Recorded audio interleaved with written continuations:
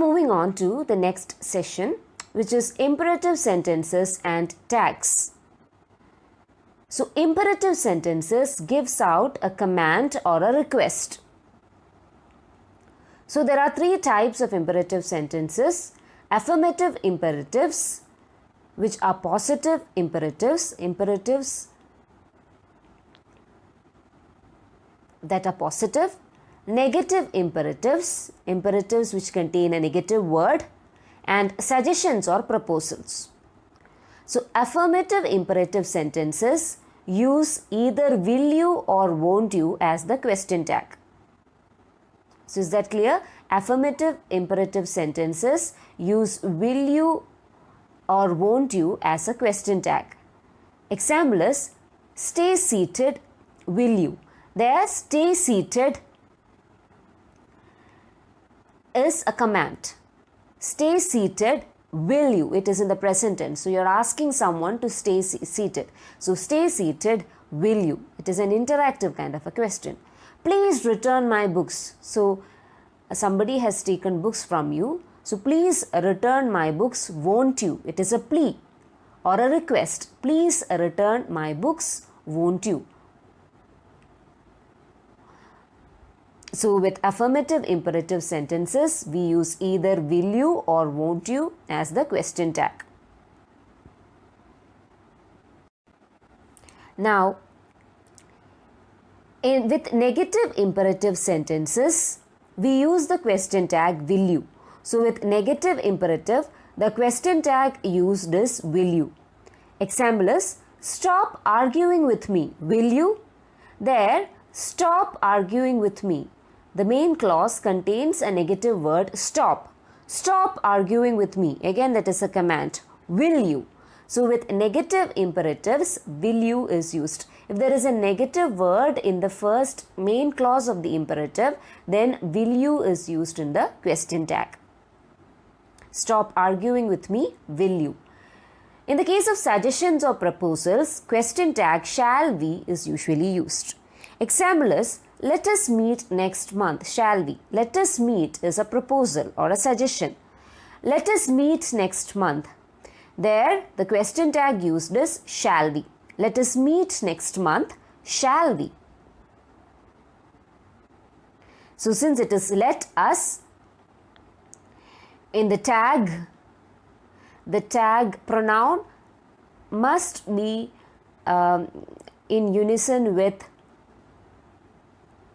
the pronoun which is used in the main clause. So here it is us. So here it becomes we. Let us meet next month, shall we? So again, take a look at this. With affirmative imperatives, we use the question tags will you or won't you. With negative imperatives, we use the question tag will you. In order to denote suggestions or proposals, we give the tag shall we. We give the question tag shall we. Now, moving on to other rules which are related with question tags. Sentences beginning with let and not followed by us take the question tag will you. So in the earlier instance, we saw that in the case of suggestions or proposals, when let and us come together, let us meet next month, the question tag is shall we. But in the case of sentences beginning with let and not followed by us, so the sentences beginning with let and not followed by us, the question tag will be will you. The question tag is will you. Example, let him take the examination. It is not let us, but let him. Here the pronoun is in the objective position. So let him take the examination. Will you? Let him take the examination. Here let is not followed by us. Hence the question tag becomes will you. Let him take the examination. Will you? Will you allow him to take the examination? That is a question here. Let him take the examination. Will you? So sentences beginning with let and not followed by us take the question tag will you. Didn't is the question tag for sentences which have used in them. So in question tags which has clauses containing used in them, in question tags which have a main clause containing used in them, we use the tag didn't. So he used to sing well, didn't he? He used to sing well, didn't he? In the case of exclamatory sentences having auxiliary verbs in question tag,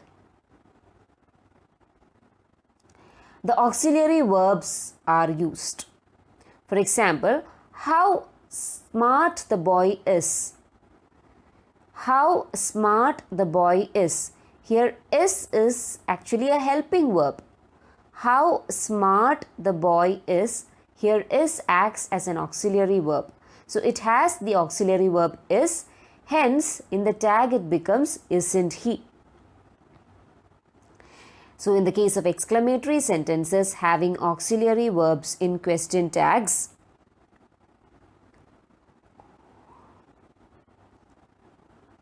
the auxiliary verb itself becomes the or carries the polarity in the question tag. So how smart the boy is, isn't he? In the tag, the same auxiliary verb is used with a changed polarity.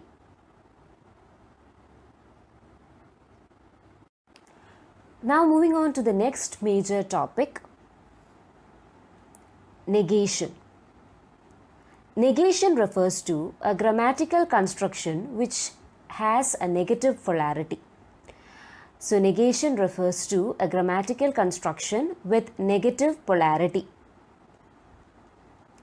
Negation is contrasted with affirmative meanings which have a positive polarity. So negation means sentences having a negative polarity, which is contrasted with affirmative sentences having a positive polarity.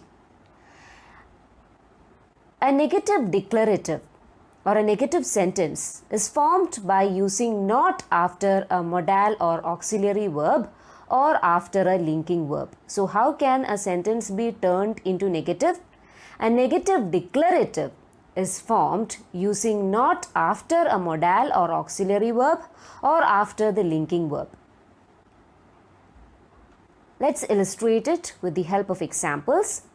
The native speakers may not be aware of the history of their language. The native speakers may is the auxiliary verb here, which is followed by not, which makes it negative. So the native speakers may not be aware of the history of their language. So as a declarative sentence, this sentence might have been, the native speakers may be aware of the history of their language. That is a positive affirmative sentence. The native speakers may be aware of the history of their language is a positive affirmative statement, but the native speakers may not be aware of the history of their language is a negative statement. So here a negative declarative was formed by using not after the auxiliary verb may. George has been here recently is a positive affirmative or affirmative statement. George has been here recently. So here the modal verb or the supporting verb is has. Has, when it is followed by the negative not, it becomes a negative sentence. George has not been here recently. Here again, the auxiliary verb was followed by a negative to make this sentence negative. George has not been here recently. Now the third sentence is, Julia was happy about traveling alone at night. Julia was happy about traveling alone at night is a positive sentence. It is an affirmative sentence. It shows the confidence of Julia in walking alone at night or traveling alone at night. It shows that she was happy traveling alone at night. But lo and behold, when you introduce not to it, it becomes Julia was not happy about traveling alone at night. Here was is the linking verb. It is in the form of linking, the past tense form of the linking verb be. So Julia was not happy about traveling alone at night. it becomes a negative sentence there. In informal context, contracted form N'(T) can be attached to the modal verb and the linking verb be. So, if it in the informal context and in ordinary conversations, usually we use the contracted form of N'(T). For example, hasn't been will be used, or wasn't happy will be used. Was N'(T) will be used, has N'(T) will be used in an informal context or in spoken form. But in written form, usually NOT is used as such to indicate negation. Now, am and may are not used with the contracted form N'(T). So you might have thought that why I didn't mention about the first sentence, because along with may, N'(T) is not used, or the contracted form is not used. Am and may are not used with the contracted form N'(T). We saw a similar rule in question tags too, where I said amn't I doesn't exist, aren't I exists. Mayn't I is not popular, it does not exist, or it is archaic, but mightn't is there. So here again, am not sure, the sentence is correct. Am not sure is correct, but you cannot change it into I am not sure. Here am is in the contracted form, which is followed by not, which is not in the contracted form. I am not sure. Here not is not in the contracted form N'(T). Not is not represented using the contracted form N'(T), because amn't is a wrong construction. I amn't sure is a wrong construction. So the right way of speaking it would be I am not sure. Similarly, she may not have arrived yet. She may not have arrived yet. It is not she mayn't have arrived yet, which is a wrong construction. So there is an exemption in informal context with am and may, with the auxiliaries am and may. When you turn sentences with auxiliaries am and may, you won't use the contracted form N'(T) along with it. Like I amn't sure or she mayn't have arrived yet are all wrong constructions.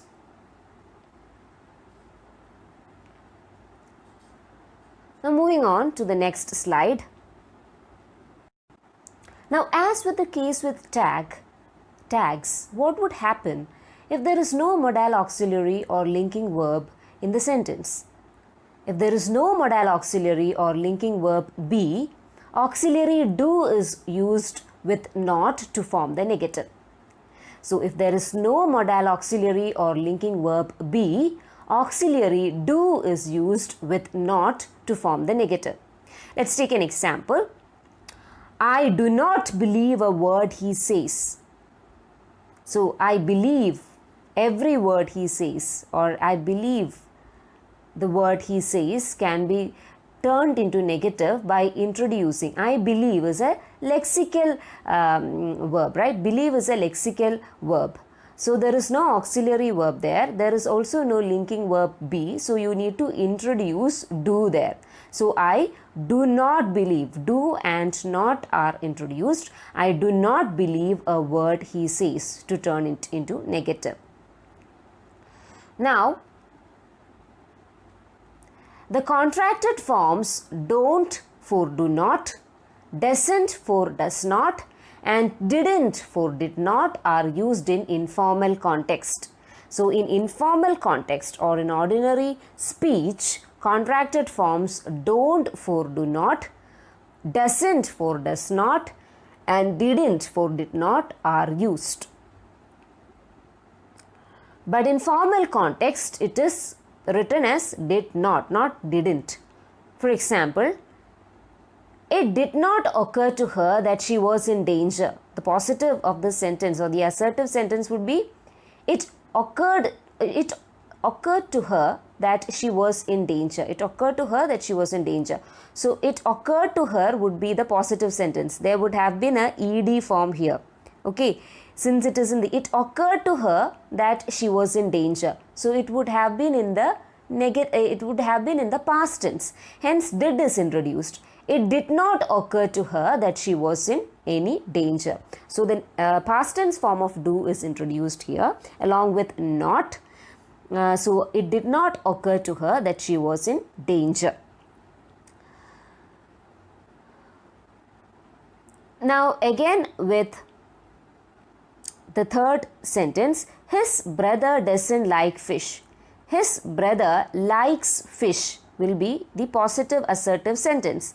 His brother likes fish. If it is in the present, it will be his brother likes fish. So his brother likes fish becomes his brother doesn't like fish. So why is that so? Because his brother likes fish.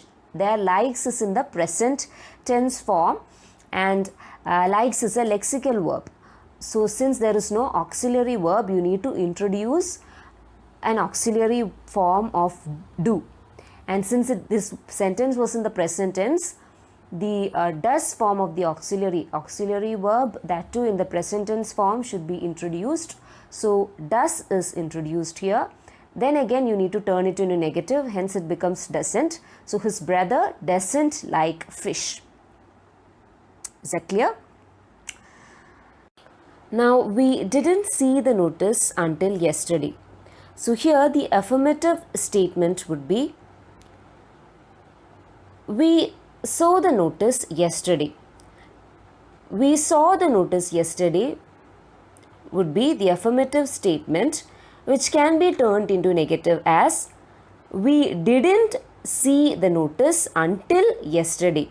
So there, since the lexical verb was so, which was in the past tense, you need to introduce a modal auxiliary, which is not there in this sentence. So the modal auxiliary that need to be introduced is do, and the past tense form of do is did, and you need to turn it into negative. We didn't see the notice until should be written, because the positive sentence, affirmative sentence was, we saw the notice yesterday. When you turn it into negative, it should become, we didn't see the notice until yesterday. Innale vare kandilla. Innale kandu, innale vare kandilla. Random thammilulla vyathyasam manasilayalo. So we didn't see the notice until yesterday, and we saw the notice yesterday can be turned into, we didn't see the notice until yesterday. Now moving on to the next rule. With the verb be, which can be used as both a lexical verb as well as an auxiliary verb. In the chapter on auxiliaries, I mentioned that be can be used as both a lexical verb and as an auxiliary verb. So with the verb be, which can function both as a lexical verb and an auxiliary verb, there is a choice of contracted negative form in the present tense. So in the present tense, the contracted negative form can take the form isn't or aren't, and it can also take the form is not and are not. So in the present tense, with the verb be, which acts as both a lexical verb and as an auxiliary verb, there is a choice of contracted negative form in the present tense. It can either be in the form isn't or aren't, and or it can be in the form is not or are not. Now in informal spoken context, which means in casual spoken context or in casual utterances, when the subject is a pronoun, the forms is not and are not is preferred. In informal spoken context, when the subject is a pronoun, the form is not or are not is overwhelmingly preferred, which means that more importance is given to is not or are not when the subject is a pronoun. But when the subject is a lexical noun phrase, strong preference is given to isn't and aren't forms. So if the subject is a noun phrase, lexical noun phrase, that is a noun phrase with a meaning. Strong preference is given to isn't and aren't. And when the subject is a pronoun, is not and are not forms are preferred. So let's illustrate it with the help of examples. She is not here today. Here, she is a personal pronoun. So, she is not here today. She is a third person personal pronoun. Since it is she which is in the subject, the verb that is preferred is not. So, she is not here today. Here, the lexical subject or the lexical noun phrase, the plants, comes as the subject. The lexical noun phrase, the plants, comes as the subject. The plants is a noun phrase which has a determiner and a noun. Determiner is the and noun is plants. So, the plants is a lexical noun phrase. Since it is a lexical noun phrase, you can use aren't as the verb. Are as the verb, and you can convert it into negative as aren't. So, the plans aren't settled yet, he was saying. The plans aren't settled yet, he was saying. So, since it is a noun phrase, you can use a verb which is are in the negative form. The plans aren't settled yet, he was saying. So, is that clear? In informal context, if in the subject position there is a personal pronoun, then verb is not is used, and in informal context, if in the subject position there is a noun phrase, aren't form is used. It is not are not. The plans are not settled yet is not correct. The plans aren't settled yet has got more frequency of occurrence. So, it is like strong preference is given to aren't forms than are not in this case, and is not than isn't form in the first case. Is that clear? Now in the case of negative clauses, sometimes a negative sentence can be formed out of two clauses. The first part will be a negative clause which is followed by an affirmative clause. That can happen. So, words such as some, somebody, someone, something, somewhere are not usually followed by not. So, in the first clause, words such as some, somebody, someone, something, somewhere and not are not usually followed by not.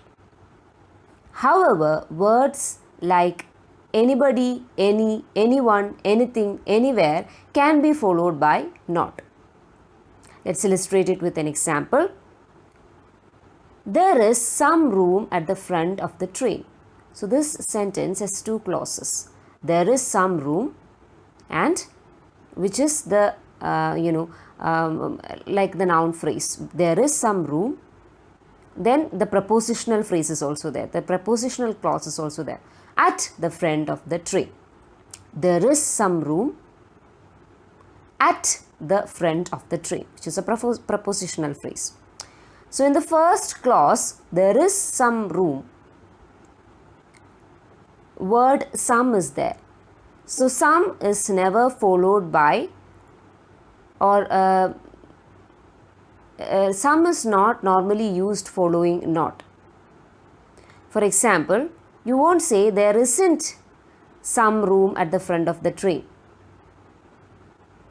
So, following not, which means succeeding not, some is not used.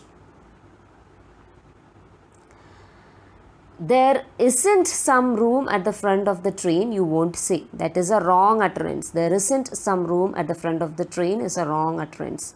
Instead, you may change the sentence as there isn't any room at the front of the train.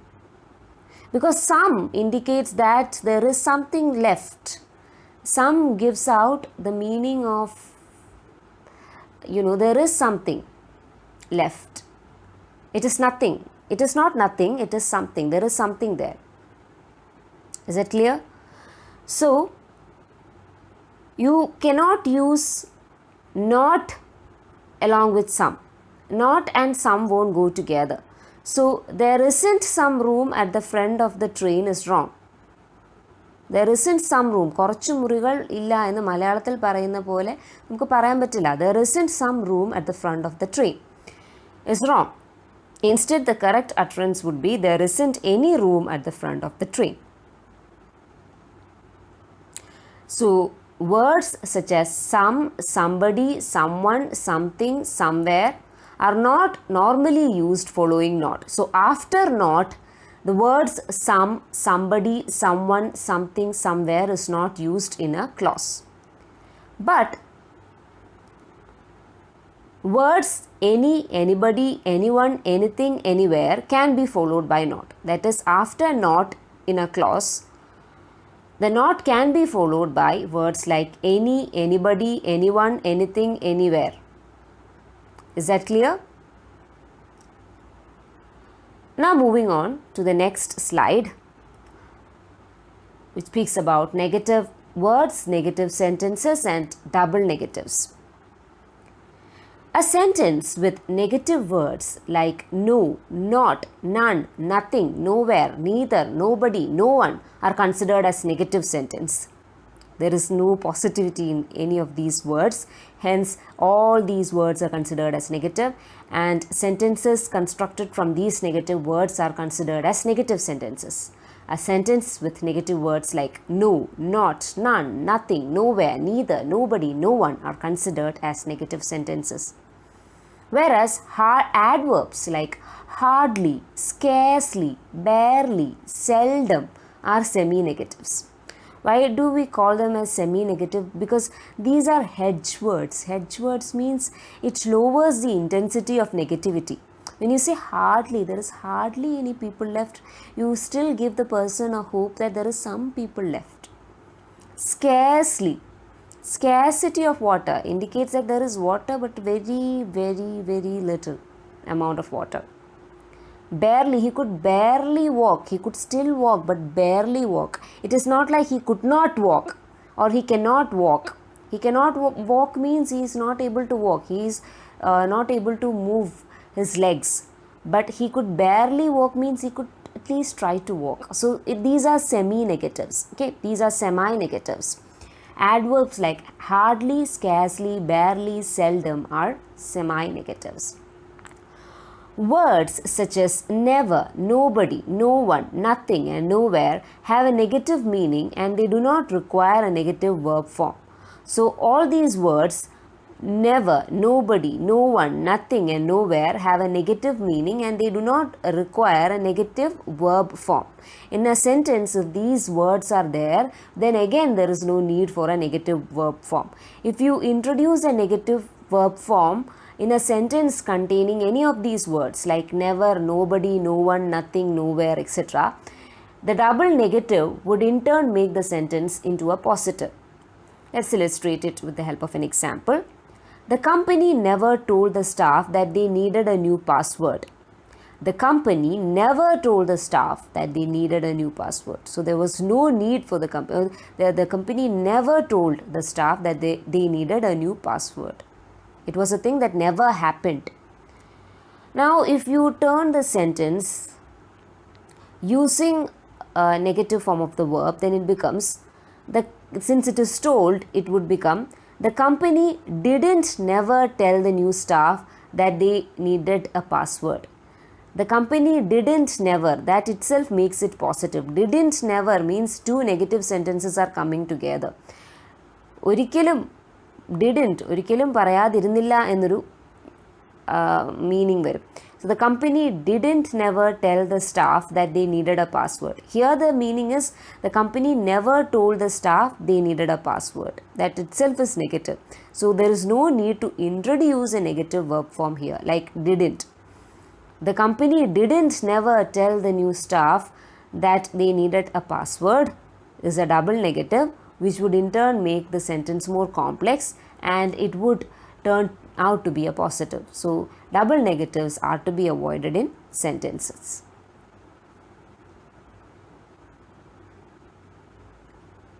Similarly, the sentence, when I got there was nobody in the park is a sentence which is negative.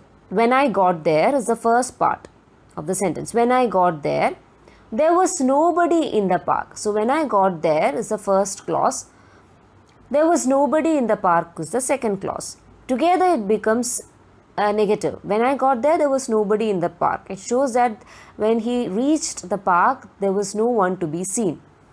But when you turn the sentence, when you try to turn it into a more negative sentence by adding a negative verb like wasn't, since it is was in the second clause, there was, right? When I got there was nobody in the park. When you try to turn it into a negative, it becomes something like this. When I got there wasn't nobody in the park. There wasn't nobody in the park means there wasn't nobody becomes double negative.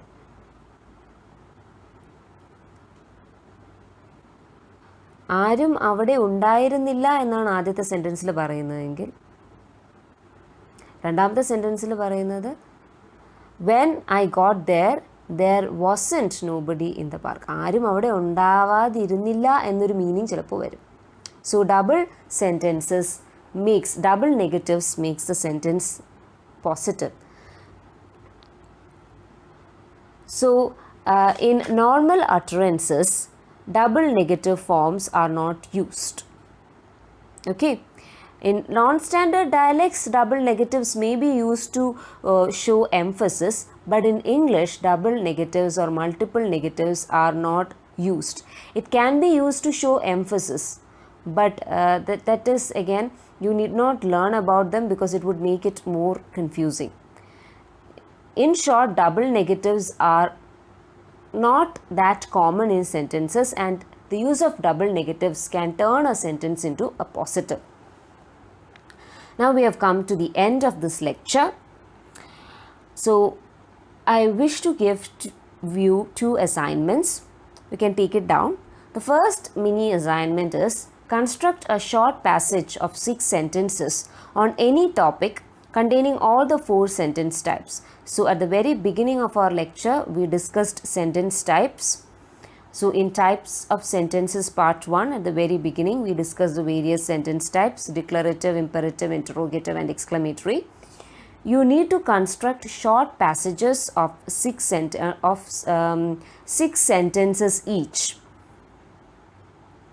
on any topic containing all the 4 sentence types. So you need to construct 6 sentences, and you can use all the 4 sentence types in constructing those sentences. It should be a meaningful passage. So it is a task that is up for grabs. You need to do it and submit it as early as possible. Now your second assignment is, again, you need to transform these sentence forms from positive to negative, because this is again an assignment from the lesson on negation. So for the exams too, they might ask you to turn sentences from positive to negative. So you need to transform these sentences from positive to negative. The sentences are: there is someone in the garden. George has been here recently. We had met before. I have found somewhere to stay tonight. So just recall the lessons that we have learned and complete these 2 mini assignments as early as possible. You can use Word format to complete your assignments. You can type it in a Word format and send it to my email ID, anupamaofficialid 07@gmail.com. Once again, you can mail it to my email ID. Okay, so that's it. Thank you.